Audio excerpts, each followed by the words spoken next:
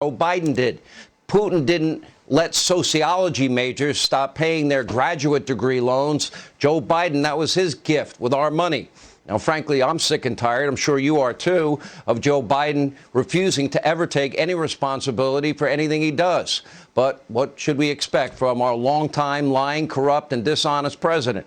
You know, the guy that used his crack-addicted son to make a buck and lied about having any knowledge about his foreign business dealings, who let his son pay his bills, a guy that's been lying and cheating and plagiarizing his way through life from law school to the White House, a guy who spends half the week on vacation in Delaware. But tonight, despite all of this, there is at least one person who must be happy. Somewhere in America, Jimmy Carter, wherever you are, is probably smiling. Thanks to Joe, he is no longer the worst president in modern American history. Here with reaction, the head of the petroleum. Trace, they're going to take my jewel away from me? Is that what they're going to do? They're going to make it illegal? I'll do it on the air, get arrested? Yeah, one brand they are, Sean. We'll get to that in just a second. But just hours after the Uvalde mayor stood up on behalf of embattled school police chief Pete Arredondo, the city council denied the chief's request for a leave of absence. Arredondo has now been placed on administrative leave immediately by the Uvalde school superintendent. The superintendent had said that he would wait until the investigation was complete before making changes, but clearly the pressure here is mounting, especially after the director of the Texas Department of Public Safety gave a devastating assessment of Arredondo's performance as the incident commander during the shooting that killed 19 children and 2 teachers. Among the baffling decisions is why just 3 minutes after the gunman entered the school did 11 police officers wait in the hallway and fail to storm the classroom. Why did no officer try to open the classroom doors even though they were apparently unlocked?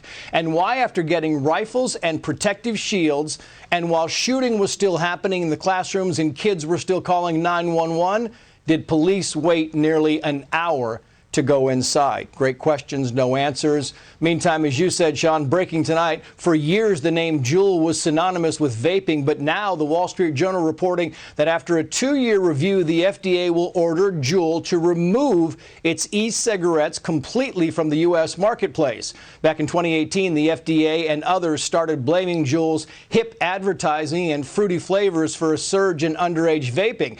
Juul has been trying to get on the right side of regulators by limiting its marketing and banning mango, mint, other sweet flavors. The company even suggested a vaping device that can only be unlocked if you're 21. Apparently, the FDA was not swayed. The ban, a huge surprise considering the feds have already allowed Juul's biggest rivals, Reynolds American and Enjoy Holdings, to keep their e-cigarettes on the market. Last year, Juul's sales dropped 11%, and considering the U.S. is its biggest market, this will be devastating. Juul can appeal the decision or revise its application for products, but, Sean, both of those take a bunch of time and a whole lot of money. Sean. They ban it, and I'll do it. It's extremely dangerous. We have a lot of crime in the city now that almost prevents the way of life, the quality of life, the ability to do things freely and safely. This really was a beautiful city and a beautiful environment. It really has gone through horrible problems with the crime, the drug, the addiction problems that we're having, and the transients that we're dealing with.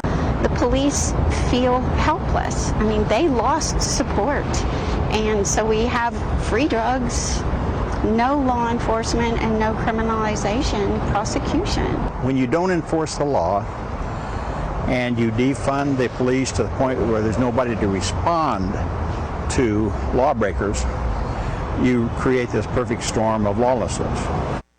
You know, people. It doesn't make sense, Sean, and it doesn't make sense to the residents here in Portland, people who have lived here, whose families have lived here for generations. They can't believe what's happened to their city. I spent the day in Portland, moving around various communities. A lot of these communities are overrun with homelessness, drug addiction. It was devastating to watch young people lying on the sidewalks in their own filth. shooting up, heroin. I could tell you this, I spoke to a number of law enforcement officers. This is what's very interesting.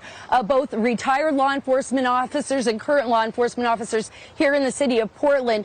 And what they're saying is that the biggest drug on the street right now is the blue pills coming from Mexico, fentanyl pills. And people are basically trading the fentanyl pills on the street like candy, is how they described it. And no one is being prosecuted. So it's hard to understand what's going on here. I'm here at this beautiful harbor.